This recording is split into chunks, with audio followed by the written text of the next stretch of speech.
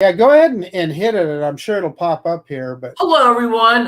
Welcome to DroneNation for May 3rd, 2021 tonight. And the title of this show is, do you know where your Fimi Mini is? And I got a man right here that's got a tell about a Fimi Mini. Just a couple of show notes before we get started. One show note, the Autel Evo 2 Pro right now is on sale at Best Buy. The 8K model is only $999, and the 6K model is $1199 right now at Best Buy. And the Fly More kits are also discounted for both models. And if you type DroneNation on the coupon code screen there, get an extra % off. And if you believe that, Ron's got some swampland in Florida to sell you. But anyhow, you never know. Something may happen. But anyhow, but the $999, $1199 prices are correct. So we got a big agenda tonight. We're bringing in a couple experts into the show tonight. John Cuppi is going to be joining us in a couple minutes, and also Johnnie DroneFlyer. We have things to talk about. John did a marvelous video where he took a GoPro Hero 8 apart to put on his FPV drone. And Johnny and I have a good story to tell about the new altitude warding in the Air 2S drone. So, but with no further ado, I'm going to throw it over to Marcus, and he's going to, introduce himself, and then I want him to jump right into his Fimi Mini story. Go ahead, Marcus. Yeah, absolutely, Ron. Thank you. So, I've been through some trials and tribulations with the Fimi Mini. I mean, obviously, it's a highly anticipated drone, and boy, I just had a bunch of comparisons and tests that I planned for it, but unfortunately, I dropped it from about 1.5 feet, and it broke the front left arm there. You can see the crack in the screen, and then heck, we'll see if we can fire it up and actually show it. But let's see if it goes here. And look at that gimbal. Yeah, you see the gimbal wiggling around. Well, now it's doing its gimbal test. Yeah, well, you see it shaking, Ron. It's definitely a whole lot of shaking going on there, Marcus. A whole lot of shaking going on there, and it's too bad. So I took it into a company called You Break, We Fix, an electronics repair store. See if I can get the thing shut down. That's a good name. Yeah. Okay. There we go. We got Stephen Ewing with us tonight, all the way from Ireland. Oh, nice. Yeah, it was about 1.5 feet. Ridge Flyer's asking. Yeah, it was about 1.5 feet. I will say this: it was on concrete, and so obviously a hard surface. But boy, I'll tell you what, there's really, you don't see any impact on the gimbal. The gimbal didn't hit anything. It hit initially on this arm. So how it tweaked that ribbon cable, I don't exactly know. But what I want to explain to everybody that's considering this drone is understand how fragile this guy is. So when you get your Fimi X8 Mini, just treat it like eggshells and be careful with it, and don't end up down the same road that I ended up on. And the other point that I need to make is and Gorilla Man's got a comment there. You are not going to get any kind of help from Fimi with a drone like this. I wrote them to see if I could just buy just the drone. They said absolutely not. They said, it's popular. We don't have anything to send you. The best that they could say is send it back to us and we'll see if we can fix it. Well, obviously you're going to spend $100 sending it to China, and then whatever their repair costs are, and $100 sending it back.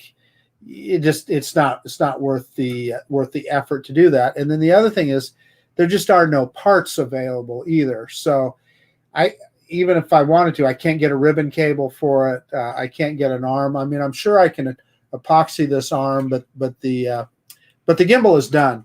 So you can kind of like put it in storage for about 6 months and then maybe get the parts you need.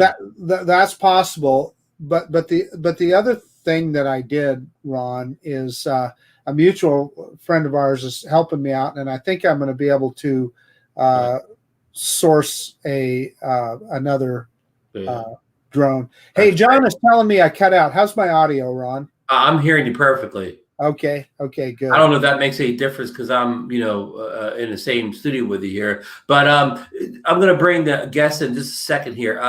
Girlman's comment about his not being able to calibrate. I mean, our good friend Girlman, he's made a couple of videos where he's showing you, or you have to connect the drones and you have to use the cables they said you couldn't use third-party cables. He was using different phones. So he's been through it already and trying to get it set up. And then he ran to the dreaded compass calibration that our friend Steve Drones over in England had a problem. Now, Marcus, let me ask you, how did your calibrations go for the drone? Well, so the first time I tried calibrating the drone, I got it calibrated, but it was pretty finicky. So the second time I did it is I used the Ryan Duvall method that he used on the original Fimi Mini 4K drone. And that is, while you're spinning it around, you kind of move it up and down.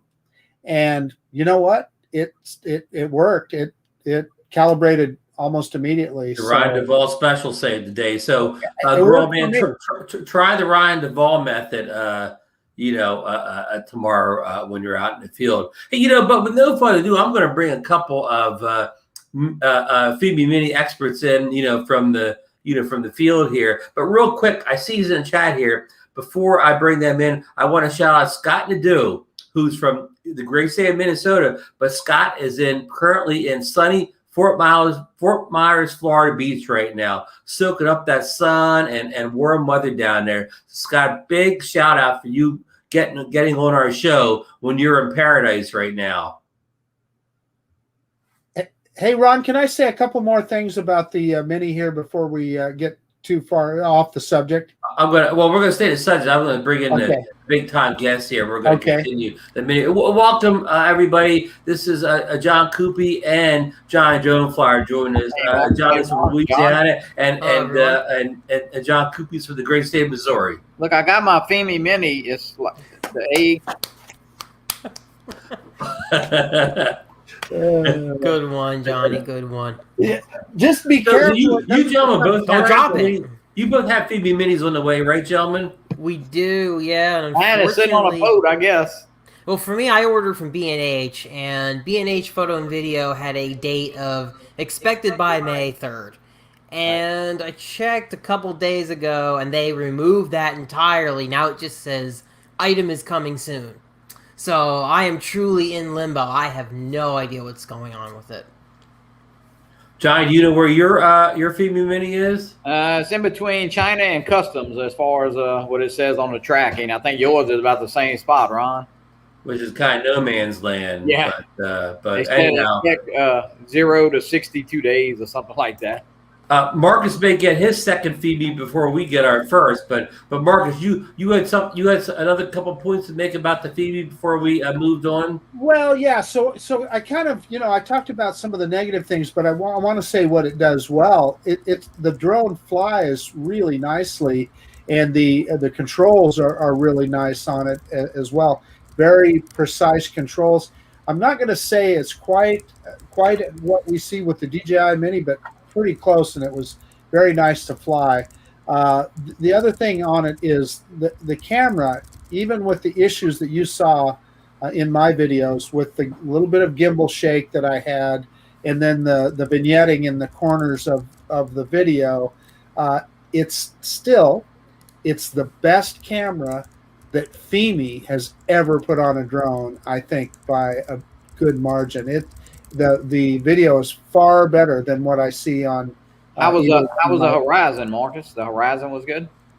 The Horizon, I was just going to say it's better than either of my X8 SEs, and then the Horizon, Johnny, it's not always perfectly flat, but it's certainly livable. The way, if you do a bunch of yawing, right, it'll tilt a little bit, but if you stop it'll straighten out. And I did. I wish I would have got to fly it more, Johnny. I'm sorry I didn't test it as much as I'd like to. But when I was out at the canyon, one of the things that if you try this with the X8 SE, if you try flying sideways, that'll just send that gimbal into a sideways wonk.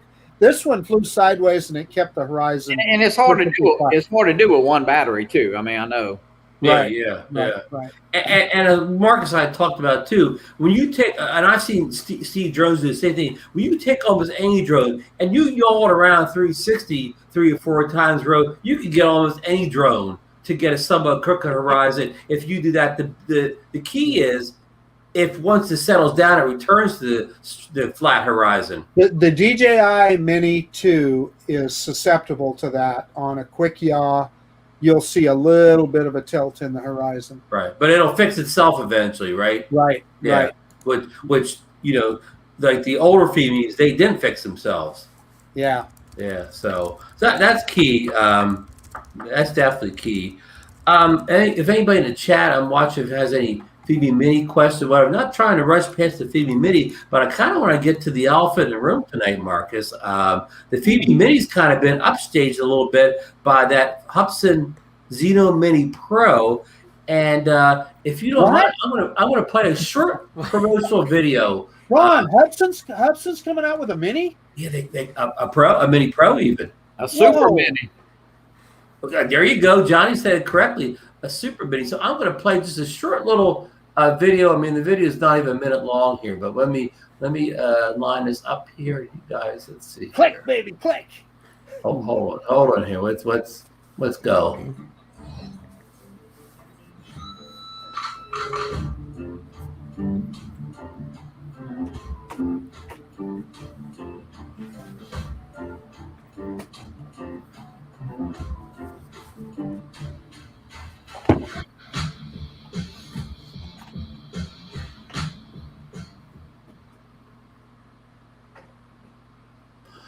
All right. I hope any people could actually see that. I forgot that the print would be super small. I'm trying to remove that screen here, but I think it's this one here. Remove that thing. But we kind of knew some of the specs before, but this, the day this video dropped, the Mini Pro also arrived on Hubsan's official website with the specs. And all these specs, the thing that kind of blew Marcus and I away was it claims to have either a 64 megabit or 128 of internal memory. And you have a lot of reviewers complain that the Air 2S only has 8 gig. I say gigabytes, the big one, the gigabytes, 8 gigabytes of internal storage. Oh wow, this thing has 64 or 128 of internal storage. Somebody had asked me at one point. They said, "Well, what's it matter if it has 200 bit rate? Because no memory card can record 200 bit rate." Well, if they have this internal memory in it, maybe that solves the problem of recording this high 200 megabit bit rate or whatever. So, John, did you know about this internal storage? I have seen a lot of specs with the Zino Mini Pro. I'm familiar with a lot of what's been going on with that. But my understanding is this thing is just on paper right now, right? Like we don't even have a real image of the drone. It's just a cartoon, right? Because I checked Geek Buying, I checked Banggood, I checked a few of the sites, and they don't actually have a real picture of this thing up. I mean, like, these specs are great on paper. I'm not trying to be a party pooper, but I want to see this thing. I want to see something already done. We don't know how far off this thing is, right, guys? Show me the money, in other words. Yeah. Well, I mean, we don't, but I have talked to a couple sources in Asia, and they told me they expect this, to see the drone next month. They were telling me it's in April, so they think it's a lot closer to shipping than we think it is. Interesting. They want us to Kickstarter, like Marcus always says. Well, this was interesting. This drone that you're looking at here, the original Zino. Ron and I both literally bought it on a Kickstarter campaign, and it truly was, because the first few months with this guy in 2018, boy, it was one challenge after another. But I will say this, and I think Ron will agree with me. Eventually, they really sorted this guy, and it's one of my all-time favorite drones. Still, I will never sell this one. This one's in my fleet. So yeah. But back to my thing about the internal storage. I mean, this would be the first drone where you would not even need a memory card. I mean, it would be good to get a memory card if they allowed you to back up, to one source to the other. Like say, you could record on the card and back up the external, or the other way around. But say you forgot your card, you didn't have a card, you could record a lot of footage on a 64 megabit internal storage. Well, I think it said 256. I think, Ron. Anyway, it was a lot. 64, 128, but yeah, maybe any of those numbers are more than most of us need to get through a flight. Exactly. Totally agree. Well, the point of it is they're throwing a lot of specs out there, Ron, and I mean specs nobody else has. Right, and that was something that you picked up on that I haven't not heard anybody pick up on, but that is potentially a game changer, just like you described. And then you would simply plug the drone into wherever you wanted to download the footage into, or maybe they could even have it set up with Bluetooth, possibly, and do it wirelessly. But yeah, the other thing is that 40-minute flight time is a big deal. Boy, how are they getting 40 minutes in a little drone like that with that? Because we all know that the weight comes from the batteries, right? And right. How do you get that flight time with a bigger, heavier battery? And then on top of that, throwing the obstacle avoidance there, front, rear, and down-facing obstacle avoidance. That again, those are more sensors. There's more circuit boards. That is all weight. And how about it's going to have a camera that's like three-fourths the size of a one-inch sensor. That's right. It's got that big sensor on that camera, which is going to be phenomenal. But to John's point, all we've seen is pictures and specs on a page now. So we really to John's point, when we're sitting here a year from now still talking about it, kind of like once the drone never released at CES, Marcus, you had your hands on CES, the drone with only 2 propellers, the V-copter. Like what if it's like the V-copter a year from now? We're still talking about the Mini Pro coming out. If Hubsan delivers on what they're saying, that will take them to a whole new level in the drone world. But just like Fimi, there is no customer service with Hubsan. You get that drone, you own it. Don't expect any, to be able to get parts. It'd be maybe. It's just tough. And we've been hearing a couple rumors about a $499 price point on this. Which, if it's everything they say, it'd be worth it. Right. Right. I noticed something else too. On the flight time, they're already kind of doubling down on that. Did you guys see that it says max flight time 40 minutes, measured while flying at 6 meters a second in windless conditions? I did see but that. Then they say max flight time 37 minutes hovering time in windless environment. So now we've gone down from 40 to 37 with the specific categories. I mean, so already we can see that some of these specs may not live up to what they're claiming. Yeah. Well, they said 31. That's a good point, John. But of course, flight time is the one category where almost everybody exaggerates in. Is that correct? Yep. They said 31 on this guy, and I think I was getting about 15 or 16 minutes. Oh yeah. That was in that 31 minutes was in a windless, a vacuum environment. So John, can they do that for under 249 grams, 250 grams with all the sensors and all that? I mean, is it possible? I mean, I actually think that it's possible to do that. What I question is the price. I really have a question on how they can compete on price with this thing with all those specs. And part of that is because of what we have going on right now, just in general, with the chip shortage. Right. I'm sure most of you are familiar with the fact that the price of computing chips has gone way up for all electronics. If you can even get them, yeah. Yeah, I kind of struggle to see how a company like Hubsan, who you got to think about what kind of buying leverage do they have against tons of other companies out there that need chips right now. How are they going to get a great deal on that 128 gig internal? Because it's going to need a controller. How are they going to get good deals on all this stuff to bring this promised spec sheet down to a price that everyone's going to be happy with? It's a tall order. If Hubsan can pull it off, I will be shocked, to be completely honest with you. I will be shocked. Because even on Hubsan's best day, we all know that they tend to over-promise and under-deliver. And with the way things are going right now, it's really a lot to ask for. The thing is, we have experience with Hubsan, and so we know better. That's part of the problem, right?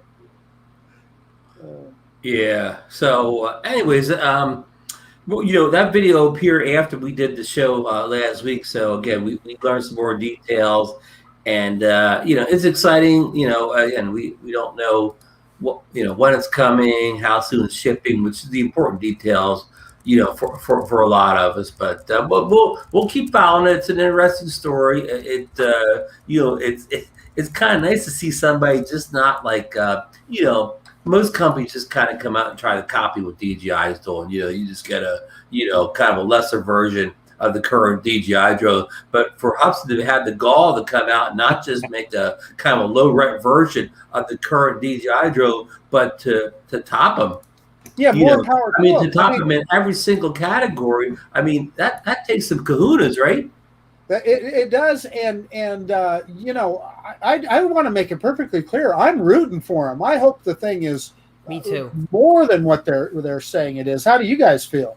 Absolutely, Marcus. Yeah, competition. Yeah. Good. Well, I hope it's the greatest thing since sliced bread, the bee's knees, all that stuff, and whatever. I mean, I hope it comes out and it flies good. And the guys at DJI, I hope their jaws hit the desk when the CEO sees that Hubsan fly right by or whatever.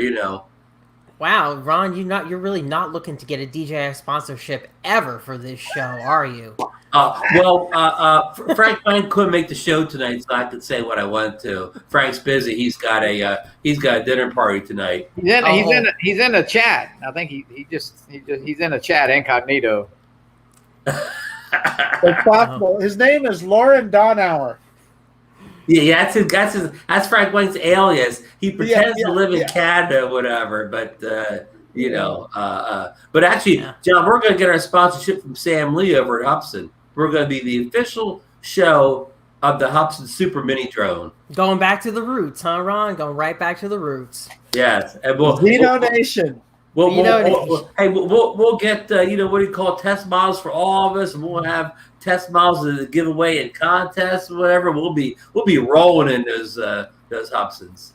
Yeah, I would love to see them succeed at it. The more options that people have, especially budget options to get into drones, I'm all for it. I am so skeptical.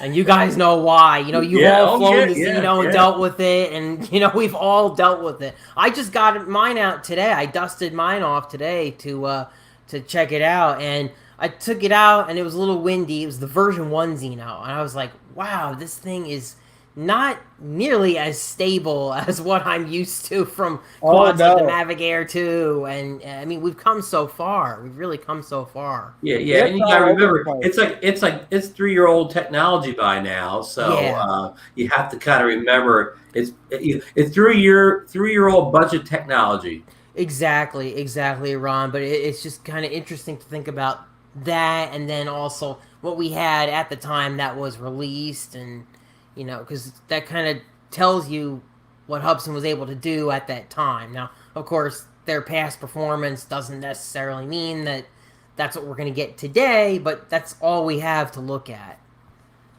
Exactly. Good point. So I guess we kind of did all we can on the Hubsan Mini Pro. I got one more Hubsan comment today. Good. From kind of I want to follow up with something Johnny said earlier, and it just kind of tickled something in the back of my mind. So Johnny, you were talking about with your Zino 2 Yes. having a problem with the camera communicating. I'm going to suggest to you that is not the ribbon cable, that it is very likely the SD card. So here's my suggestion to correct that. Get a 32 gigabyte high-speed card and format it to FAT32. Don't format it in the drone. I sold it to Matty, so I hope he's listening, Matty. Yep, format it to FAT32, and I'll bet you it'll come on just fine. He says it's not the SD card, so I don't know. And I asked him to check. I asked Matt to check that, but I'm just telling you, Marcus, I had problems with. I had video problems until Marcus gave me that idea, and then all my video problems went away. Hey, Treetop Flyers here. He talks about the Hubsan batteries being Achilles heel. He lost a Zino by a mid-air battery failure. He did. That was another one of those critical problems with the original Zino, is that there's circuitry in that battery, and it's a 3S. Is that how I'd explain it, John? Yeah, it's a 3S cell. Mm-hmm. The middle cell would overheat, and it would get enough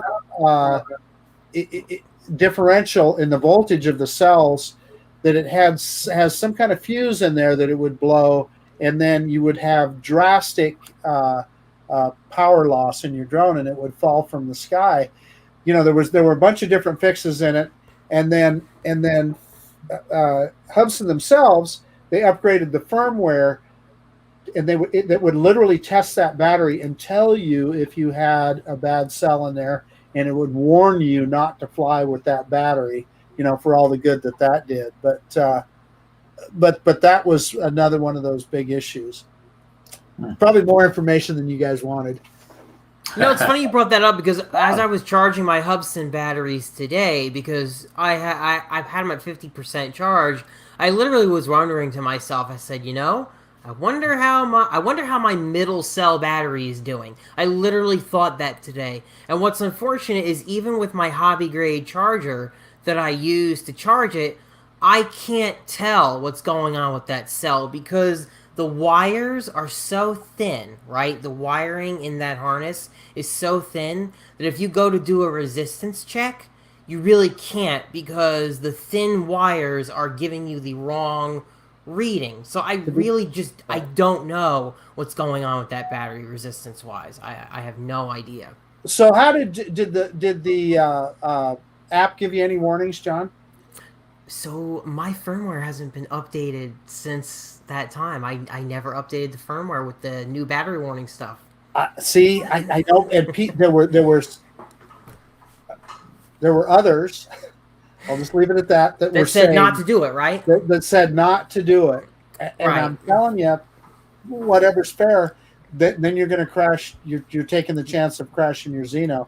I've got the latest firmware, and it works great.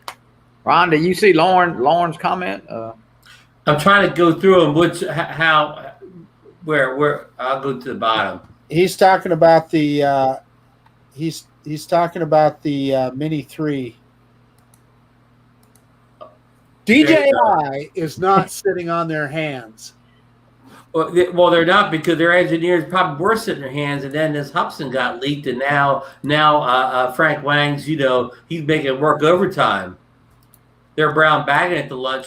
Marcus, no executive dinners for the Mini 3 engineers. Did you guys see the thing on Kroger today? Starting home delivery. I did, but drones. Yeah, you put it up. I think, Ron. Interesting. I did not, but I saw it. Interesting news article there. Marcus, you have a Kroger nearby, right? Right down the road. Yeah, about a mile and a half down the road. Your delivery will be there in 5 minutes, right? Yeah. They said in 15 minutes they can get you some stuff. You guys are not going to support that, are you? You guys are not going to order stuff. No. Actually, John, I ordered whatever, and I filmed the whole thing. Oh no! You know what I mean? I'm trying to get it messing up. You know what I mean? I'd love to see it like delivered to the wrong house, or come in and clip a tree. Just give them the wrong address. That's all. I would love to see that whole program just fail catastrophically. I really. That's what I mean. But I'd like to be filming it when it fails. So, but anyhow, well, I'm going to quickly move through. We're going to get to John and Johnny's stories. DJI Mavic 3 rumors. Do we have any updated Mavic 3 rumors out there? I didn't hear much this week. Did you guys? I've got a friend that lives in Canada that is saying that we'll see it around August or so. August, okay. Well, that's good. That's good. And how about DJI? Well, DJI FPV drone, like not really rumors goes out, but updates, things we didn't know. Anything going on with the FPV drone? It sort of got pushed to the back by the Air 2S now, so you don't see it much in the news stories. Here's what I'll say about that, and John may have a different experience, but everybody that I know that bought one freaking loves it. Just absolutely can't say enough about it. John? You know what? This audio cut out. You said something about everyone freaking loves it. Were you saying something to me because the audio cut? Yeah. That's embarrassing. Something happened. Yeah. The DJI FPV drone. Everybody that I know, they love it. Everybody that I know that has Not everybody. They rave about it. I mean, I've never flown it, so, but I just, yeah, it's hard. I guess it's hard to talk about something that you've never flown. Right? There's a guy on Thursday night that didn't like it. Well, but John, you have a lot of friends in the FPV community that maybe have. I mean, so that's why I was thinking that maybe you might have a kind of a different voice than what I hear from. Yeah, my friend all the Ethan people Mitchell. that I know are camera drone people that got it. You know. Yeah, my friend Ethan Mitchell from over on Drone Therapy. He bought the DJI FPV drone and he likes it. I know he likes that drone a lot. You know, I just don't know that many people though that are on my side of the fence per se and have bought that drone, because if you're already in what I'm doing, I just don't see a whole lot of reason to buy that drone. It's more of a gateway into FPV for people who don't want to do the building, who don't want to spend all the time and effort it takes to get into that side of FPV. If you've already got it, then I just don't see the reason to buy it. I think that's why I really don't know as many people as you might think. Ethan's really the only one that I know. Yeah. Yeah. I'm sure people are having lots of fun with it who get it. I mean, these are people who've never done FPV in their life before. They've got goggles, they're putting it on, they're getting that whole experience the first time. But I will say this, I saw a post today in one of the beginner to FPV groups, I believe it was. And he had the DJI FPV drone. And his post was, you know, wow, that lasted a whole 10 minutes and now I'm screwed. So there are stories like that where the thing is fragile, right? You crash it, you break an arm, got to go back to DJI. So that puts off a lot of people. How about you, Johnny? You got one ordered? No, but I did see it fly in person at the meetup in Florida, and I will say it was very fun to watch. And man, when you started up, that sound was amazing. And I know Lon had his at the hotel, and you know, they flew it. And Michael Wright Michael had his, but I don't think he flew it there. But yeah, and I'm kind of like you, Marcus. The people who do have it, even though they may not be flying it in that full FPV mode, you know, they're zipping through the skies and having fun. But you know, I see John's point. If you already have all that stuff, you know, you kind of buying it just for that. But yeah, it's pretty interesting drone for sure. Yeah, so not really a whole lot new going on with it now. You know, we kind of talk about the same, you know, old things. How about switching to the DJI Air 2S drone? People have it. They seem to love it also. It's continued testing. There's a lot of videos going up every day on it. A small footnote for me is I still cannot find ND filters available for it. Now, if you did not get the Fly More kit, which includes ND filters from DJI, the freewell ones are on the website, but they're not shipping yet. And PGY Tech has them also on their website, but they say they're not shipping until June. So, that's the problem with it. The filters aren't available yet. I don't know why they wouldn't have been ready before, why they didn't work with DJI behind the scenes. But anybody have any thoughts on the Air 2S drone? I know Johnny has it. I know Marcus has it. You guys have both been flying quite a bit. Yeah. I will say this. I took it out over the canyon a few days ago and flew it in that FPV mode. And it was just a riot. It was fun. That was a good video. Yep. Yeah. Well, I'll get that video out soon. But yeah, you could bank with it, and that was kind of fun. I mean, I'm sure, John, it's not anything like what you experience in goggles, but you kind of had that feeling of like you were flying an airplane. It makes us laymen feel like we're flying FPV. Yeah. Yeah. Yeah, Marcus, you're right. And I mean, I actually tried that at the cemetery. I managed, I was kind of low FPV, but yeah, I took it out over our little canyon in Mississippi there. And I tell you what, man, Air 2S fly is incredible.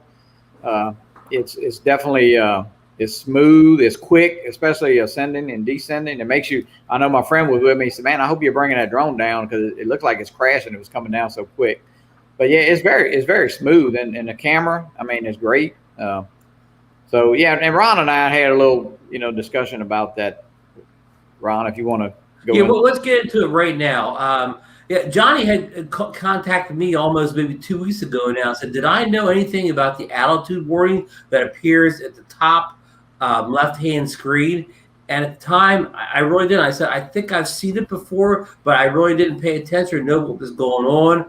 And then, you tell your part of the story, Johnny.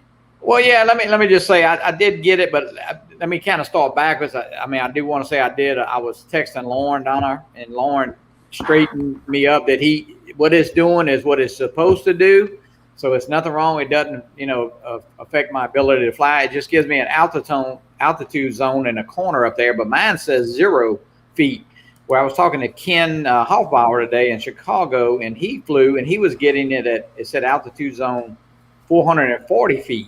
So, but because where I take off, it is showing a geo fence, but a geo warning, but, up to 200 feet I can fly, but it doesn't affect my flying at all. So it's doing what it's supposed to do. The only question I had, and Lauren's in the chat, and we kind of quit texting that day, but, it doesn't do it on the Air 2, and it doesn't do it on a Mini 2. It only does it on the Air 2S. And so, is that a hardware in the drone itself, or is that, you're flying all 3 drones with the same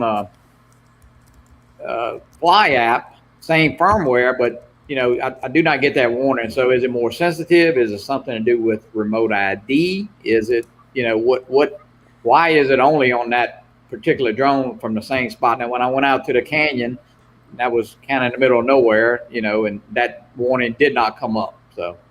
Well, the build on Johnny's story. So a couple of days after Johnny and I had this conversation, I was flying down at the beach, and my first flight, my first battery, everything went as normal. The second battery, I put the battery in, and all of a sudden, I didn't even notice the altitude warning thing up, but I could only take the drone 100 feet up, and I could only take it 150 feet away from me.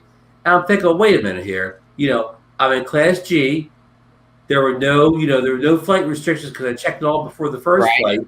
And then I looked and I saw that my phone had logged onto an Xfinity Wi-Fi hotspot nearby instead of being on my 5G T-Mobile, and the hotspot was dead. I was logged onto it, but it had no internet behind it. So what I learned is, if you do not have internet on the device you're flying with, the app, the drone, whatever, is going to restrict you to what you could do with the drone if it's not able to connect to the internet.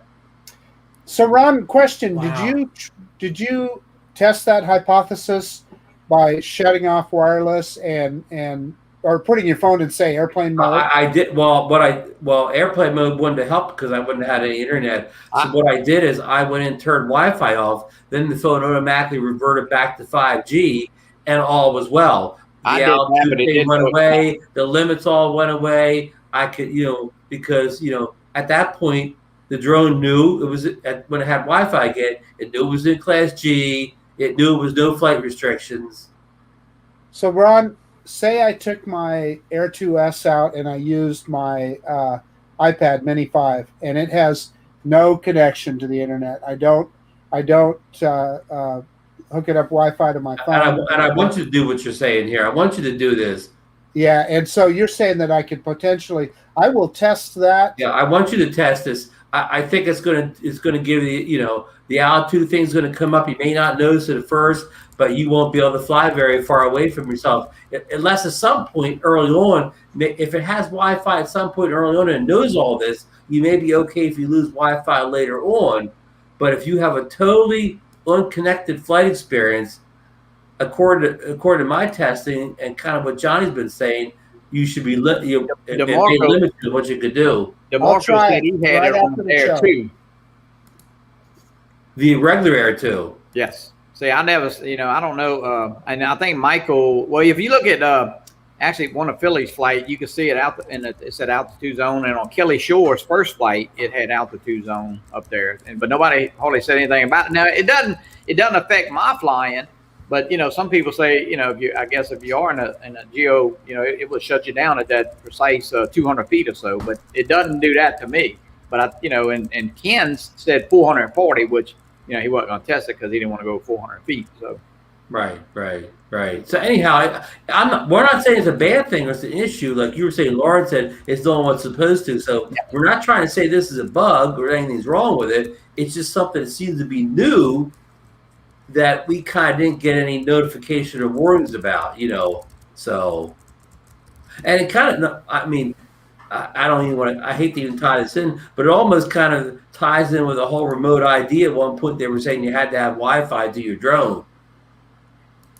But I tried what you said, Ron, without the Wi-Fi, and mine still from my house will come up with that altitude zone. But yeah, because I actually sitting right back here on the table because I tried it just a little while ago again just to make sure, and I tried the Air 2, and it doesn't come up on Air. So it's just weird that it doesn't come up on the Air 2 or the Mini 2 with the same fly app. So it's got to be something in the drone, the hardware in the drone. I know it's got different features, so maybe it's just a little more sensitive to the Again, folks, we're not saying anything's wrong. It's just something that unexpected. Is that the best way to say it, Johnny? Hoffbauer, he's got a comment in chat. Well, he emailed DJI, and actually they wanted a screenshot, like they'd never seen it, I guess, on there come up anywhere. So, wow.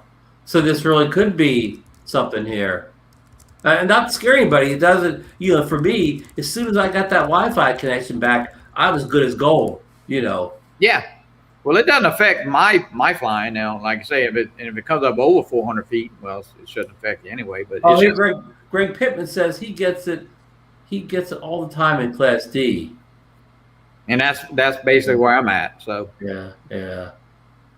But like I think Matty is getting it, and he flies. He's never got it on the Air 2, but he gets on the Air 2S. So it's just kind of strange that why just on that drone is it. Why is it coming up? But let's Sean Oz in here with he's packed. I guess he's moving already. He and the fortunate house he lives in, the lease is up, but he's got to find a new place to move. So good luck on that, Sean. Yeah, that's a read now. Yeah. But anyhow, as you guys talk about this, I've been going back and forth with Patrick's. I don't know how to say his last name, Sutton. I hope it's right. Patrick he lives pretty close to me. He's just said open invite. Meet me sometime and fly the Air 2S. See it for yourself. Cool. So gonna have to take him up on that one. We apparently fly in the similar places. So surprised he's saying surprised we haven't bumped into each other down here. Good. Well, speaking of that, I want John to talk about two stories today. John made an incredible video just recently where he stripped a GoPro Hero 8 down Did. and put it in like a custom-made shell so he could put it on the FPV drone he has behind him here. And it was quite the project. But also, John, I want you to tell that story about your search and rescue mission for an RC airplane stuck in a nearby tree. So whatever order you want to start your stories, go ahead. Sure. Did you want to play the video of me flying around the while you're plane as well? while you're talking, I'll get the video rolling in the background.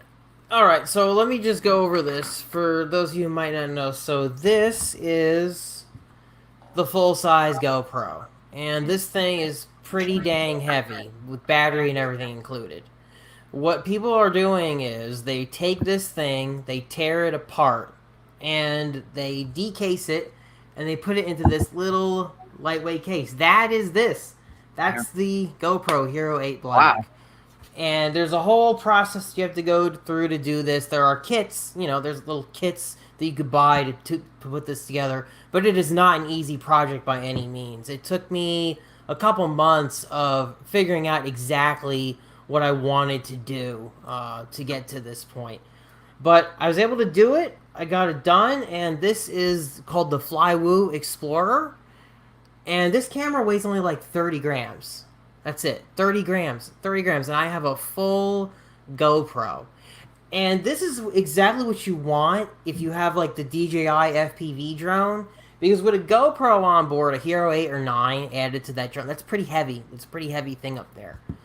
But if you take one of these things, get a naked one or make one yourself, you're going to get absolutely amazing GoPro footage from like the DJI FPV drone, if that's a route that you want to go. That's what I've seen a number of people doing. So, John, looking at what you're doing just then in the video, peeling that off, that looked like one of the hardest parts. But the other thing that I think I picked up on, and correct me if I'm wrong, is the kit that you bought includes another circuit board that you had to add to it. Is that correct? Right. So once you pull out the logic board, there's a board in the kit that restores the recording button and the power button to power it on and off, and to switch to see the information on the screen. Right. That's called the BEC board. Because you can't just supply power directly from the drone to the GoPro, right? Because now the GoPro has no battery. It has to get power from somewhere. But if I were to just supply raw battery power directly to this camera, it would blow up. So you need that board to restore the buttons and to give you something to filter the power. It's basically a transformer. Makes sense. Well, it was fascinating to watch you do that work. And I mean, clearly it was a ton of frickin' work. It was. I liked that you pointed out right off the bat that you better get that thing set up to answer to your cell phone before you start tearing it apart, or you're going to be in deep doo-doo. Yeah, and this part here that's up on the screen as well, a lot of you probably don't even know this, but GoPro has a firmware on their site called GoPro Labs that lets you control the camera settings with a QR code. Like, look at that. All I'm doing is pointing my GoPro at the QR code that's generated from their website, and I'm changing the camera settings. Now, the reason why that's cool is I don't have a screen on this damn thing to change my settings anymore. So having that is absolutely awesome. Wow. There's another cool app here that I point out, the GoPro BLE remote app. It's a third-party app, but it gives you access to Pro Tune settings again for a GoPro. So any of you guys who have a GoPro and you want Pro Tune settings from the app, this is what you do. I love this app. This is a really good app for anybody who wants good control over a naked GoPro, or even just a regular GoPro, honestly. But yeah, this is a heck of a process, and it's not for the faint of heart. But if you sit down and you go over it carefully, I really think you can get it done. If you're inclined to do things like this, and it should work out, hopefully. That's pretty neat, John. Or you should just send John a Fimi, let him fix it. Yeah, yeah. Hey, I just went through all this work on the ribbon cable. I'm talking about ribbon cable right here, right? That was I didn't want to damage the screen so badly. I know so many people that damage this screen because there's a ribbon cable right below there. That's amazing. And you can't mess it up. There's like a whole bunch of ribbon cables that you have to disconnect in here. So I'm all good on the ribbon cables, Marcus. You want to send me the Fimi? I'll tell you if it's really ripped in there or not. And if it needs to be reseated, I'll do it. Yeah, it's pretty crazy, but it is so rewarding, and what you get is something really, really special. I mean, you can't buy this. You can't. Well, you can. John, somebody is making them. John, that's a question. Could they build something like that? Or I mean, GoPro could if they wanted to. The problem is they just don't seem to care. They just don't seem to care. Which is really odd, isn't it, John? That you would think that they would. It just seems to me like there'd be such a huge market for it. Right. Yeah. You would well, think obviously so. they don't care about the FPV community. They would have never discontinued that. What's that little GoPro? The Session. This camera, I could probably get $200 or $300 for the GoPro Hero Session 5. And when did that come out? That came out like 5 years. 2017, something like that. This is probably the only camera that I've had that actually appreciated in value later in life. Usually they dwindle to nothing, but Drone Racing League bought up a ton of these, and people still love these for the form factor. You can get amazing footage out of this thing.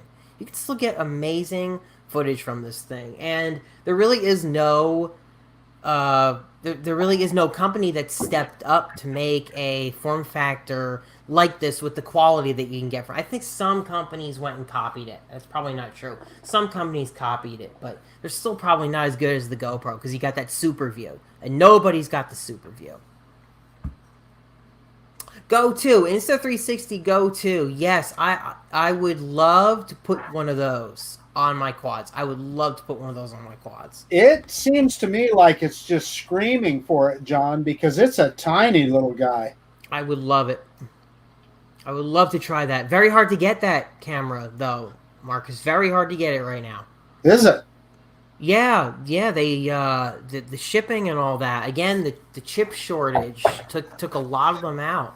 I suppose so. You know, I ordered it when it first came out, John, and I mean, it didn't come in. I think it took 3 or 4 weeks maybe to get it. So, yeah, I ordered his big brother the Insta360 One X2, and you couldn't order it and just get it. You had the wait or whatever. So maybe you had to do the chip shortage. But back to what the project John did with his camera, and I had seen the QR code before. I watched a lot of GoPro videos. So I know all the little GoPro stuff. I knew about the QR codes, which is a big deal when they took the settings away in the app around Christmas time or the first year. They did, and a lot of people in FPV were so angry at that because it really screwed the naked GoPro. It screwed cameras like the Session because we don't have there's no screen on this either. So how are you supposed to change the Pro Tune? And GoPro wants you to buy that stupid remote. They want you to buy that stupid remote.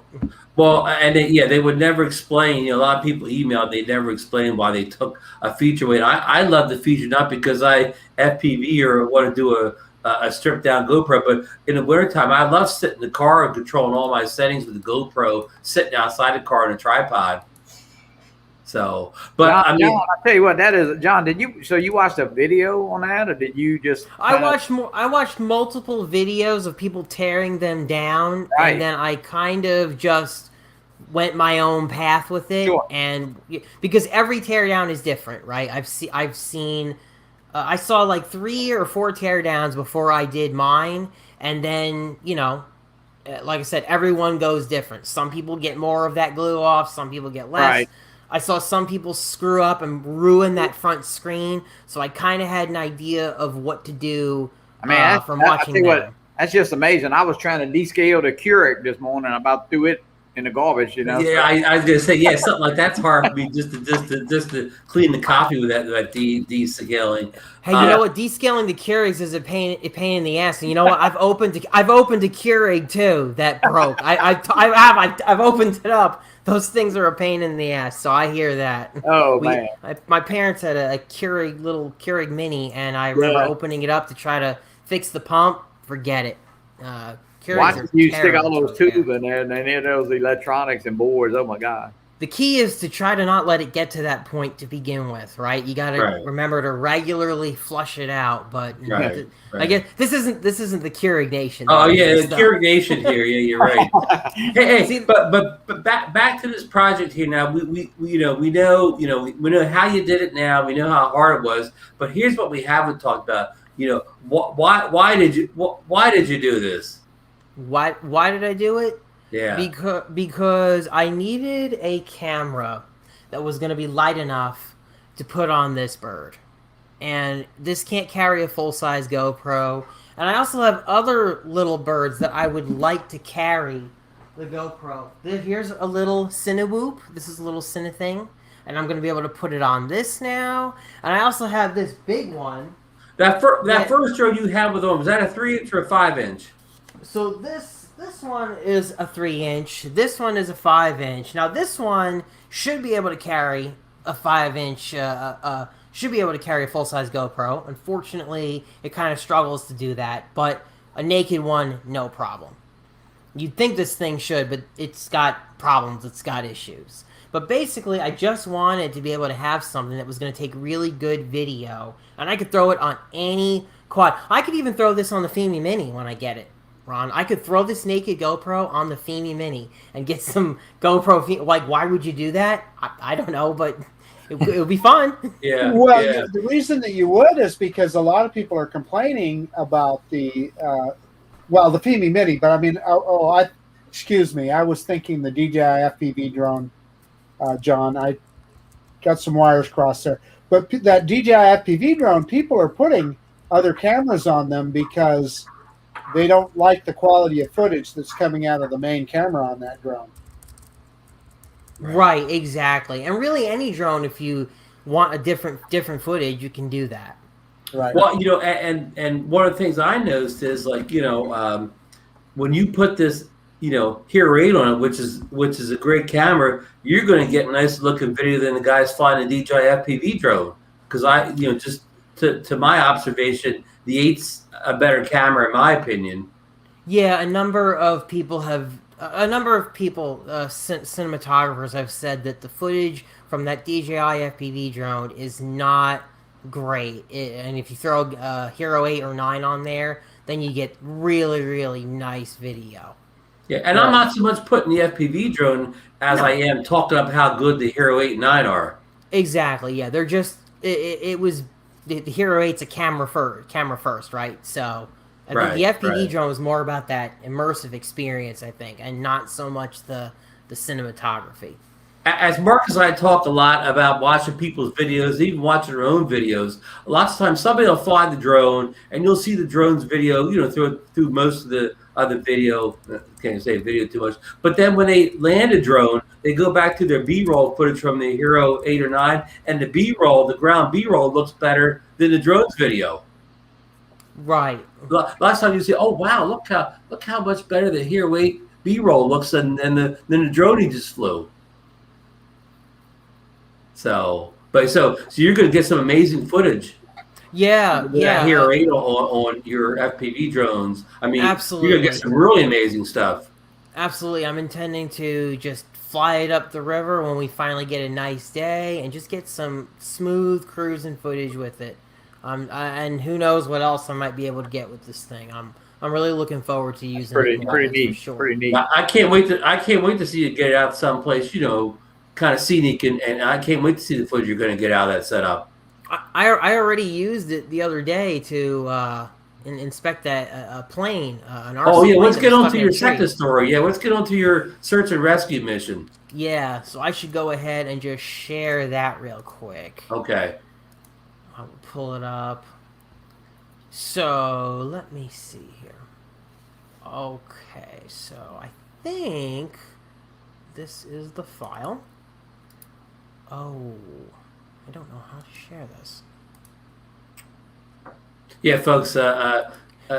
John, he did like a discovery of a lost RC airplane, and his next step is attempting to rescue it from its from its perch way above the ground. Yep. hold on one second here while I pull up the video. Ron, you keep the show going. Right, we'll keep talking. He could go in business with Mark Fisher, who recovered the drone, and John could recover the planes. There you go. All right, we got Blue Skyver in here with us tonight. Night Train FPV, Fly Zone Drones is in here. Lon Denard, Al from DroneNation in here with us. Lauren Donahue, of course, from Canada. Matt Kunda from Florida. Patrick Sutton's with us. Sammy Burns from California. I bet Al could fix this. Al could. Place It Here's with us that we've already mentioned. Ken, you said Ken's in what? Illinois tonight? Did you say? Oh, he's in Chicago. Chicago. All right, John, I see your link coming up. Yeah, there's me.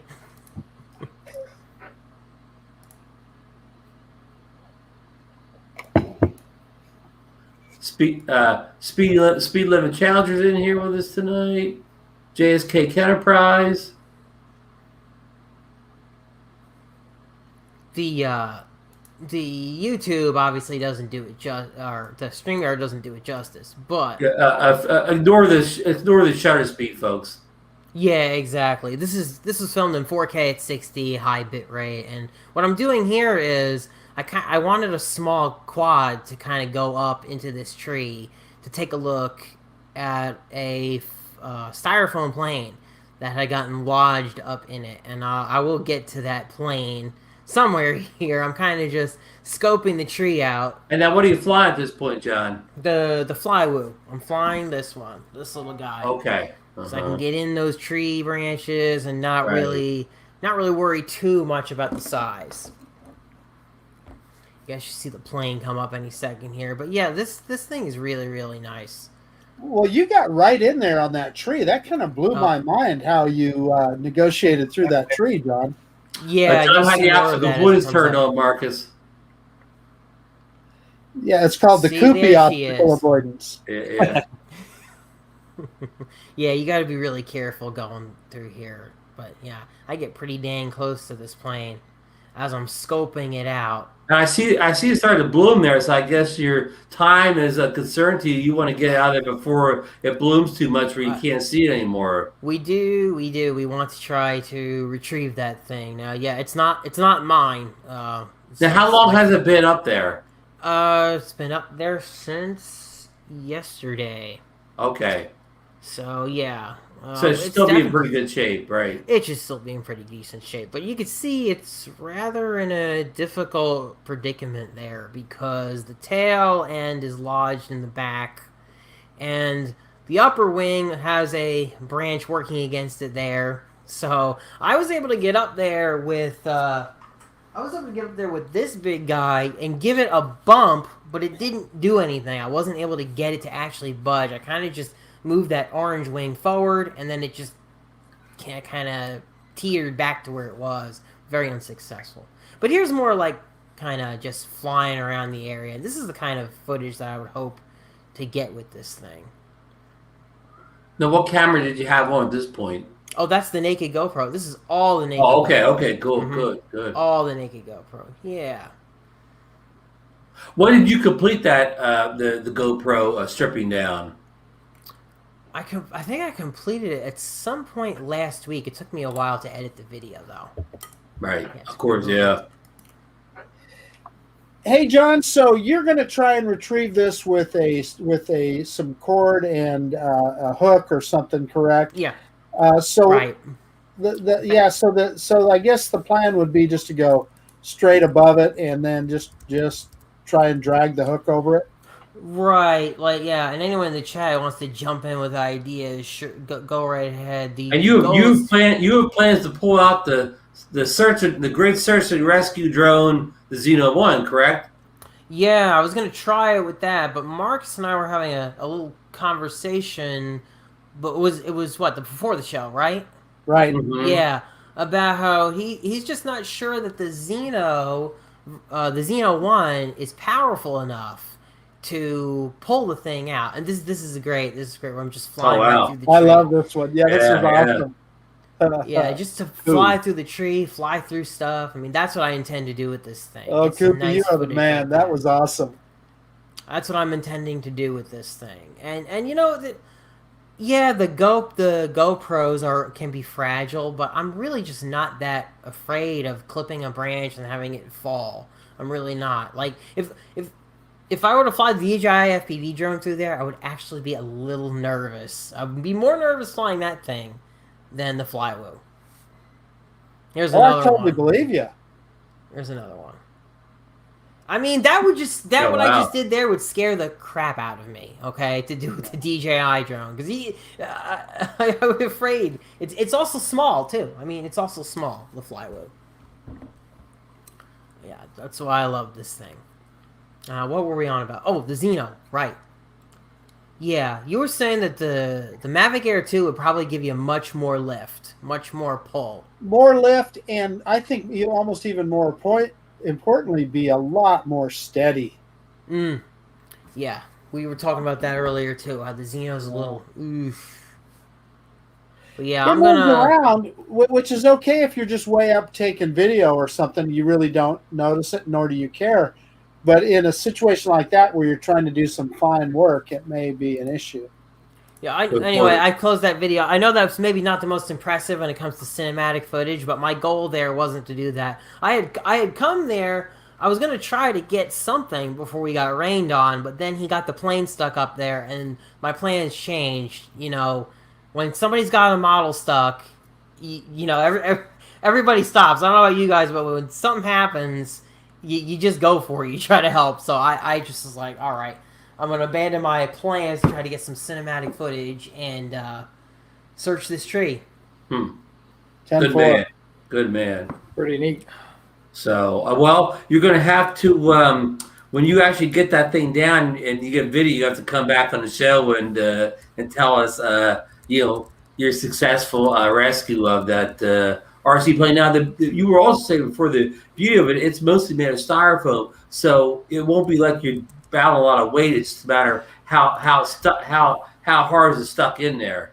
Correct, and the motor is ejected. The motor is fully ejected because and they rescued it from the ground already. Yeah, and that was the whole motor piece fell out along with the styrofoam to go with it. Literally pulled it off. That's going to be a glue job when he gets it out of there. But you know, it would be great to even if he just retrieve his receiver out of the damn thing at this point. You know, cool. So, we're getting kind of near the end here. I don't know if Sean Oz was in here earlier. I don't know if he's streaming tonight or not, but I'll try to wrap up in kind of short order here. One story we didn't get to talk to when we were on the DJI Air 2S. There was a video everybody was watching this past week. I posted on DroneNation. I know Marcus has seen it. I know a lot of people have seen it. Where this guy in Poland, he flew from where he said was the very top of Poland, and I believe he called it hell. And they went out over the ocean with. He was flying his Mini 2, DJI Mini 2, and his friend was flying the Air 2S. But I believe both of them were his drones. And the friend got the Air 2S a little too far out. Ooh. And when he tried to bring it back in strong winds, it eventually just landed into the ocean. And I think he blamed on the fact that at one point when the battery got at a certain low level, the drone would not fly at full speed, and he could not fight the wind to get back to land. Is that what you made out of the video, Marcus? Yeah, and I think he was phony as all get out. I listen. It's not going to reduce the power to the drone by that much until you get way down to just a couple of percentage points on the battery, and then it will reduce power. But they were either in strong winds, had to be really strong winds. The other thing I noticed about that is the route that he took back to the shore was a circuitous route, let's say, and then he didn't seem to lower much altitude. He wasn't coming back to the shore. Yeah, it was weird. It was a weird deal, and it almost made. So, Johnny, tell me what you think. It almost felt to me like a little bit of a setup, like it was a purposeful thing. Yeah, because the battery at one point was like 41 or 37, and all of a sudden it showed like I don't know, 13 or 14, and his friend says something about the wind, but it looks like they were going parallel to the shore, like a rip, like he was trying to get out, like you teach kids get out of a riptide.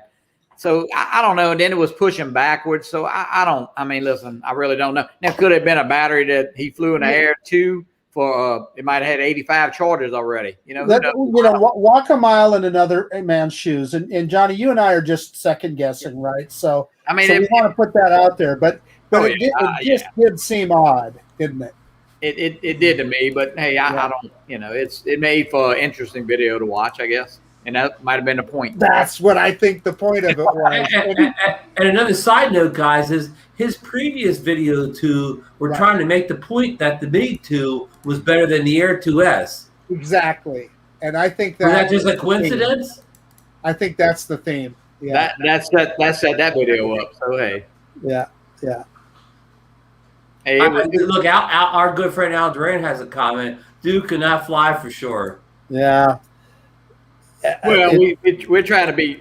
We're nice, Marcus. We're trying to be professional about this, right? Impartial backseat drone flyers. And that's a good point, Ron, because that's exactly what we are. We're just backseat drone flyers.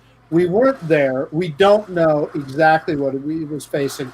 So we're drawing conclusions, and they may be incorrect conclusions from what we saw. But it looked pretty weird. John, did you get a chance to see that video we're talking about yet? I don't know the name of the channel off the top of my head. I did not. Philip Scars SK something. He's in Poland, but he speaks perfect English in the video. So I believe he's Australian. Okay, yeah. So you can, he lived in Poland. Right. There's no language problem at all. The video is well done, John. It's filmed well. It's cinematic looking. I mean, he put a lot of effort into the production quality of the video.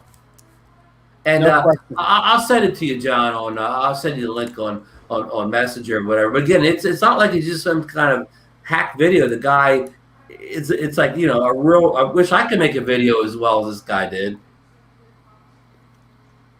I'll have to check it out. Not the final result, though. You don't want the final result. Yeah. Yeah, well, it wouldn't happen to me because I wouldn't go that far out in the high wind, so it wouldn't happen to me. That was the other thing that was odd about it, right? Is what were they doing that far out? I don't know. It was just weird. It was weird. Hey, on another side note, before we leave, a little while ago, my good friend Marcus Crawford sent me the anamorphic lens for the Mavic Air 2. Very cool. Regular, normal. And I've had it for a while, but, you know, battling bad weather in the spring here. You have one good day a week, and you got to go fly the S Air because you got to do the videos up. But I finally got a chance to fly this the other day. I'm in the editing process right now, and it's quite impressive. I think everybody's going to be impressed when I get the video up. I had to watch the videos to learn how to de-squeeze the video and all that stuff, but I think I got it all down right. So I'm going to be posting the anamorphic flight in probably a day or two, whatever. It's short, like 2 to 3 minute flight, but I just tried to get where you can see the real wide angles on it. Hey, so Ron, can you explain what anamorphic is for people that don't know? You know, I don't know what the word means in particular, but I know, you know, man, we were playing around with anamorphic lens back when I was in, like, you know, taking a film class in the 80s or a photography class in the 80s. But it just stretches, you know, the whole picture. Well, I guess the width. I guess it's just the width or whatever. It creates. So what happened was in the 1950s. This was an invention by the movie companies, because what happened in the 50s? Television sets came out, right? So they came out with this cinema wide. They called it cinema wide look. And that's a long picture that you see at the movie theater, or wide picture, I should say. And that's what the anamorphic lens does to the lens on that Air 2, is it makes it create that long, narrow look. Now, some explain to people that this lens attaches just like an ND filter. Right. You a put lot this of one times, in place of an ND filter or the normal lens. You attach this one exactly the same way. a lot of times in your editing software, you will see a choice for cinema wide, but all that does is crop your picture down. This anamorphic lens actually takes that wide picture, and when you look at it straight off the SD card, it's distorted. And so then Ron was talking about de-squeezing. You have to go into your editing software and you have to de-squeeze it, and that makes it look correct and gives you that cinema wide look. And we make it sound like this de-squeezing is hard and complicated. All I got to do is watch a video where the guy shows you the values to type in, and it's 1, 2, 3. Yeah, but the other thing that we should mention, Ron, is that also it makes lens flare look a little bit different too. It creates what like an artistic style lens flare, which may not be everybody's cup of tea. But and basically, when I was playing with these lenses back in the '80s, old film cameras, we were more concerned with those crazy lens flares than we were the anamorphic wide. We wanted that look of those crazy lens flares. And in my video, you'll see what it does with the sun. It creates like the streaks of sun rays. It really does something. Odd with them, it kind of looks kind of neat. Now you may think it's the world's worst looking thing. Again, all this lens flare stuff's all just a matter of opinion, but it does give it a look, whether you like that look or not. But it gives it a different look. Yeah. So Rum Zombie is talking about it. He said that Ben-Hur was the first movie with that, and Ridge Flyer 32. That's correct. I forgot about that. Their brand name for it was called Cinescope. Yeah, and like you said, Marcus, it was a trick that popped up sometime after the invention of TV, so the movies could stand apart, from what people have seen at home. And you can do it on your drone. And you can do it on one drone, the Mavic Air 2, nothing. Yeah, you can get that lens for a Mavic Pro as well, Ron, I believe. Oh, really? I believe that you can. Pro 2, okay, wow.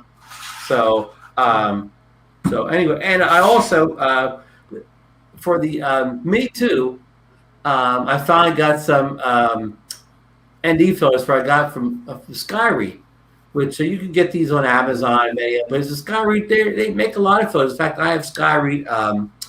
Evo 2 filters because they're much more affordable than the Freewells. Because the Freewells give you like a 12-pack or whatever. And I don't need all those lenses. Well, now Freewell is one of my sponsors, Ron. So let's not knock them too much.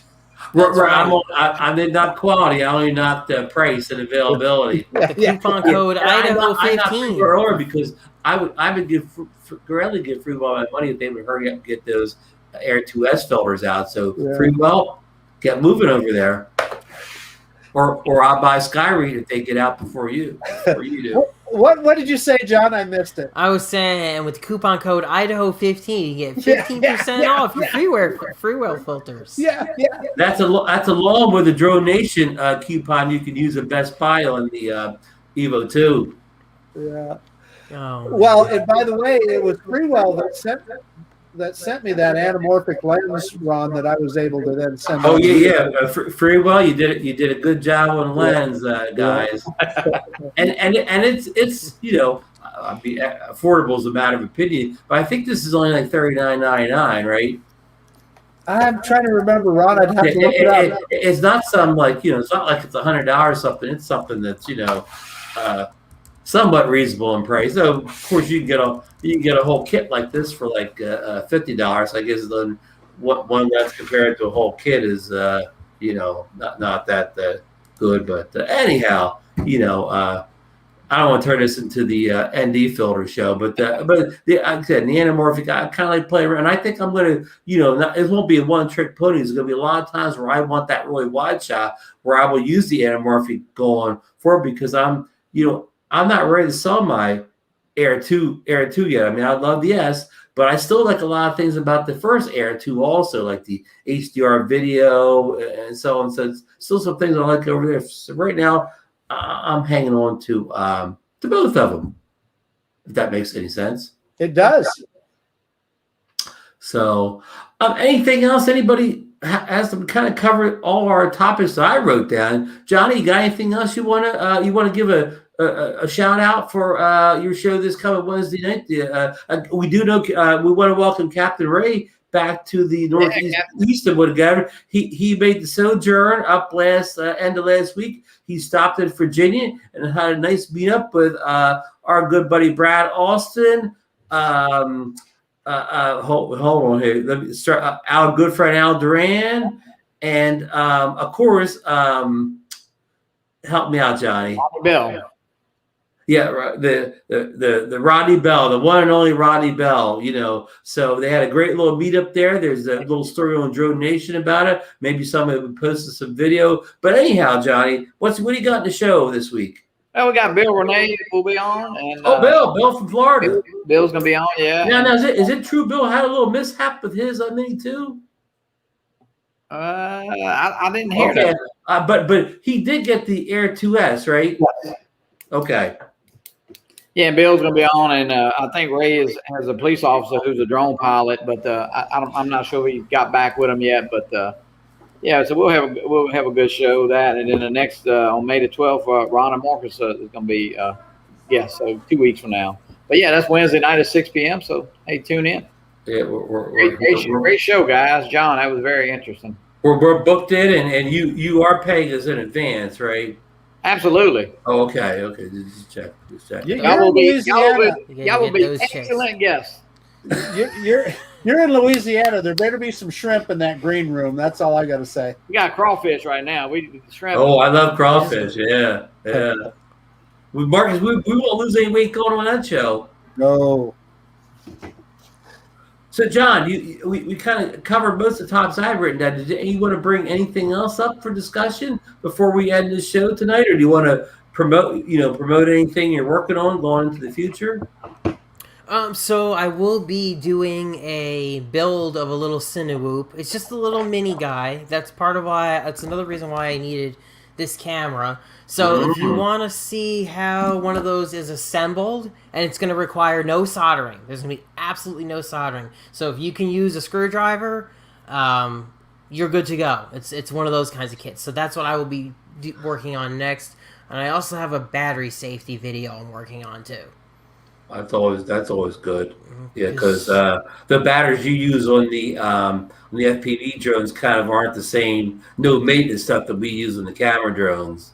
Right, and back in October, I've said this before, but some people might not know this. Back in October, I had a battery fire, and I completely reformed my entire setup. And since it's springtime, and I figure some people are probably dusting off their drones, I am looking at getting a video out on what I did and what led to that fire and what I learned from it. That's a great idea. That would be a very timely video. Probably save some people some troubles for sure. Yes. Yep.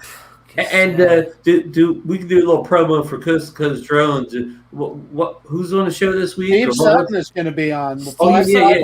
Yeah. Yep. Yeah. Okay. Good. So that's 8:30. Eastern Standard Time, 7:30 Central. There you go. So that's Coast to Coast Drones. Bill Thomas stopped by, and should be a good show.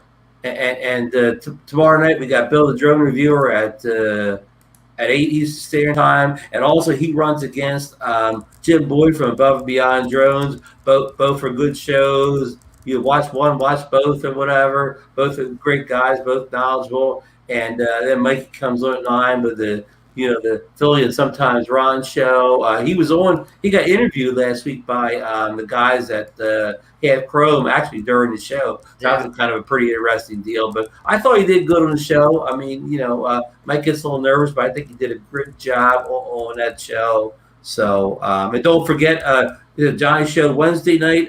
You come on at 7 Eastern Standard Time? Yes. Yeah, 7. Yeah. So you'll be on at 7. Did you get the Nafi? Have you got it yet? I'll have it on Thursday. Good deal. It's No being shortage of drones around here. it's being shipped by Banggood, so that Thursday could be like that's like August Thursday. It's coming. It's coming. It's coming from Wood, so it's coming. It comes pretty quick. Is that on the same boat that my Fimi Mini is as well? Yeah. From B&H?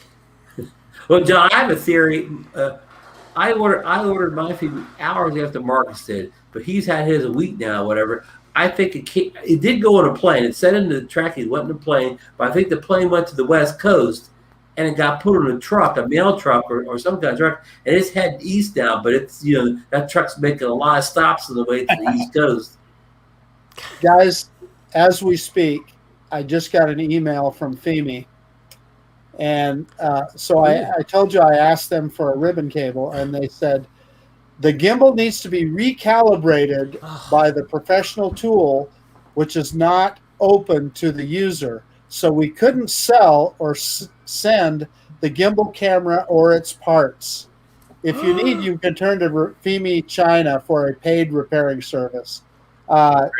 You just don't even know what I want to say right now. Oh boy! Oh wow, that's really bad news. That is horrible news. So what they're saying is they're not even offering parts to repair your drone yourself or locally or whatever. Your only option is to ship it back to China. Yeah. Boy, that's not going to upset a lot of people. I'm just telling you guys, think twice with this little guy. It's a fun little drone, but understand that if you have problems with it, you are not going to get much help. Wow, that's some breaking news there in a way to hear, and see, to me that doesn't make any sense. That really doesn't make any sense because you can buy the gimbal assembly for the Zino, the Mavics. I mean, it's really not that big of a deal to change it out. What is the deal that they can't provide a pre-calibrated gimbal? Like, I just don't get it. Yeah, and like car parts are a big business. Why not make extra money selling drone parts? That's really disappointing. Yeah, it's pretty phony. I'm going to cancel that order and send it back for the Mini Pro. There you go. Who knows? Maybe Hubsan will come out with a robust, support program.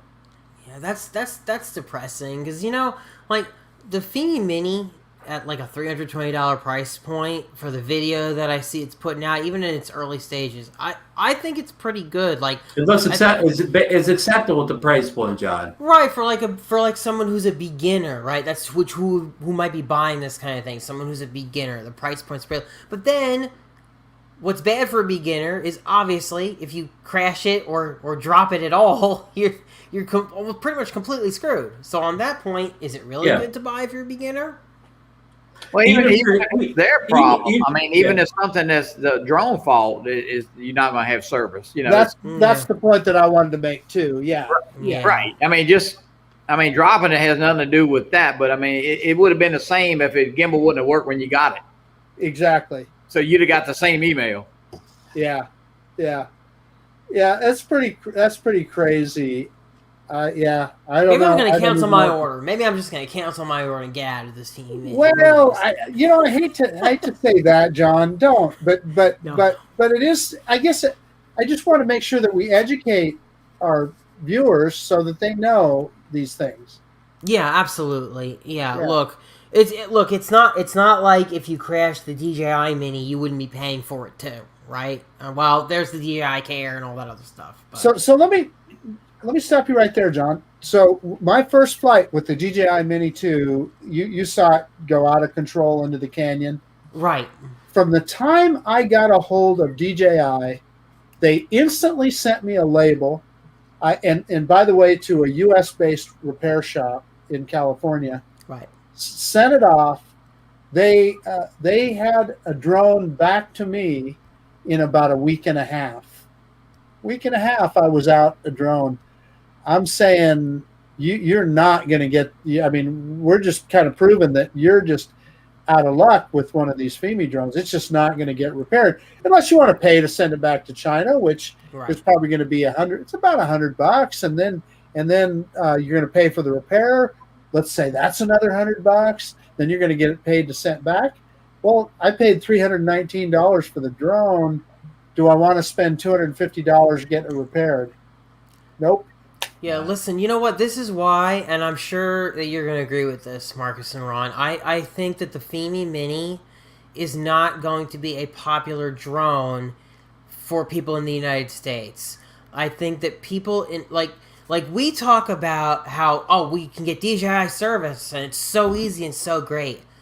There are so many people in other countries that simply do not have access to that. Period. End of story. And not only that, a Fimi Mini in some other country, or a DJI Mini, sorry, a Fimi Mini in some other countries is going to cost you way more, not only because of their dollar versus the US dollar, but because DJI just simply charges more money in other countries. Like in Australia, I think a Mini, it's more closer to like $600 or something for. Well, I think it's more than that, John. Yeah, something $600 or $700 US dollars in Australia. In Australia, they're paying almost as much for a Mini 2 as we're paying for an Air 2.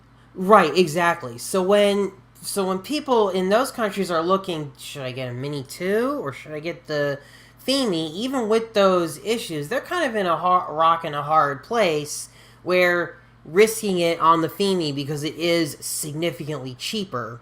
John, and you don't have DJI support anyway to get to. So yeah, you make a good point, John. If you're handy, you can do your own repairs. You could buy 2 Fimi Minis for less than buying 1 Mini 2. So once you get that second one, you can use the one as a parts drone or whatever. If you can do your own repairs. That's a good point, Ron. And plus, you could also just own 2 drones, right? Like if you can actually afford, you could just own 2 drones. John, Ron, that's exactly what I'm doing. There you go. Right. Yeah. Like you know, if we didn't all, if we weren't all like drone enthusiasts, like honestly, I probably wouldn't have got a Fimi Mini. I'm getting it because it's something fun to hang out and just talk about our experiences with it. But the reality is, I know that me living in the United States, I'm better off if I want a no nonsense experience. Just go for the DJI Mini 2. I think that's a no argument. But the nonsense is the fun part, right? Like this show. Where's my Fimi Mini? I want it now. I want my Fimi Mini now. Where's your Fimi Mini? Where's the shipping? Ron, get me the tracking. Where the hell is my Fimi Mini? B&H delayed my order. And the thing is, you know, even with some of these budget drones like the Zino 1, I mean, I owned the Zino 1. I flew it quite a bit for the first year I had it, and then it didn't fly much afterwards. But I mean, I never had any accident. I never needed to order any part. You know, I mean, it flew mechanically pretty flawless. So, I mean, I could have had one simple accident, and I could have been, you know, in the same boat Marcus is and whatever. But I mean, I didn't, you know. So, I mean, so that was a good experience for me to only pay whatever that drone was, like a little over $300, kind of like the same thing in the 319. So if you don't have a crash or you don't have a mechanical failure, it does kind of work out for you. And it's great information to know, right? Because people buying this, they need to know this. They need to know to be careful with the thing. Right. Listen, so the flip side of the coin is it is a fun to fly little drone. I mean, with the short experience I had with it, I was having a blast with it. It is a sporty little drone. You know, we were talking about how quickly the Air 2S can ascend and descend. This guy ascends at 5 meters per second, and that's fast. That's going up fast, and it's just a little mini drone. And Marcus, you had no problem with flying over around the canyon with the winds or anything, did you? Oh, not at all. And I had it on the second flight with it. I put it in sport mode, and at one point I had it up to almost 19 meters per second, which translates to about 38 miles an hour or so. Which is great for a drone that size. And Marcus, you may be the only guy in the United States to have 2 batteries. Right. That's a good point. Your battery's still good, so you will have that. You will do better in your reviews with that second battery. Yeah, that's a good point. Yeah. Now, will the batteries for the Fimi Mini be compatible with the Hubsan Zino Mini Pro? That's pushing it now. No specs on that one.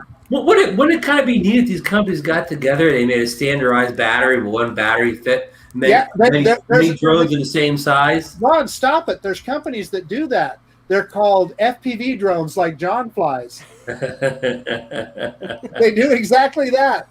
But they're only like what, John? $5, $10? How much is the FPV battery? Well, the battery, they could get expensive in the bigger drones, the FP, but the 4 cells, those bigger cell batteries get pretty pricey, right, John? Yeah, I mean, it depends on what you buy. I tend to buy cheap. I try to buy the cheapest mid-range batteries that I can, you know, because you're gonna beat them up, right? Like, I've crashed and that's it. Battery's done. So. Right. Here we go with the crashing again. Yeah, well, if you're not crashing, you're not flying. So. Unless it comes to the Fimi Mini, if you're crashing, you're never flying again. Then you're never flying again. That was a good one. You're grounded permanently. That's a good one, man. That's a good one. I guess I better be really careful if I decide to put that naked GoPro on there. God, could you imagine that I put it on there, it falls off, the Fimi goes down, I'll just lose it'll make a great video though. You'll be sad, but you'll get a ton of views. Yep. Fimi Mini and naked GoPro goes down. Failure. Failure. Yes, failure. Fatal crash. Oh my God. So, well, Marcus, you have anything to wrap up with here tonight? Any thing going on over the channel? We know you're waiting for another a Fimi Mini to arrive. You got anything else? Yeah, so, I think I talked about it last week, but I did get to fly this guy right here. I had to look to see what the Potensic D68. Yeah, it's a little toy drone, but they give you a nice case with it. Little suitcase there, yeah. You know, it actually flew pretty nice. It's typical. It has no gimbal on it, so the video is horrible. But I think some people don't really care. I think there's some people that just like to fly and kind of see a little aerial shot, and if that's what you want, it's a decent drone for that. So I got that one coming out, and then you know, like I was talking about earlier, I had the Air 2S out over the canyon, and I put it in FPV mode. So I've got to get that video edited up and get it out, and that one should be fun too. Thank you, Marcus, and thank you, Ron. And I already mentioned I got the Anamorphic video coming out. I'm going to keep flying the S video. I had a little wonkiness where like my videos are being cropped, but I think I figured that out when I did in 5K. But I think I got that figured out now. So anyhow, I want to thank everybody who showed up tonight. We had a big active audience in here again. So many great people for supporting the show, asking questions, some people answering a bunch of questions like Lauren. I thank all of you. This show is all about you guys, and I want a special thanks to John for coming on and Johnnie DroneFlyer. Thank you, Ron. Thank you, Mark. No, great to have you on. I think we got some good information out there tonight. Maybe help some people out and so on. So we'll be back next week at our usual time, and hopefully we got some news. We kind of hit a lag again here. Now we got those. I mean, it's been a good year. We've had the DJI FPV drone out. This seems to be a big hit. Now we got the Air 2S out. That seems to be a big hit. The Fimi Mini's doing a slow rollout. Just a couple people in the U.S. seem to have the captive drones got it now. So the years start off a little slow, but we're picking up now. We're picking up some steam. We're all waiting on the Mavic 3 rumors, and then we're all waiting for the Hubsan Zino Pro to show up. So it's going to be a good summer for drone flyers, and I'm sure there's a lot of stuff happening in the FPV field too that maybe we didn't get into enough tonight. But but John's got everybody. If they want good camera quality, John just made a video where he shows you how to get a top-notch video camera, a Hero 8 on your FPV drone. So anyhow. Everybody had a great week. Ron, safe out there. Ron, I want to say one thing. If everybody watched Rick Halber's service today, that was pretty amazing. Thanks for mentioning that. And the links in DroneNation, a couple people have posted a link up to Rick's service. If you want to go watch it, you'll easily find it in a couple DroneNation posts today. Nice. So good night. Thanks, Johnny, for putting that in. Take care.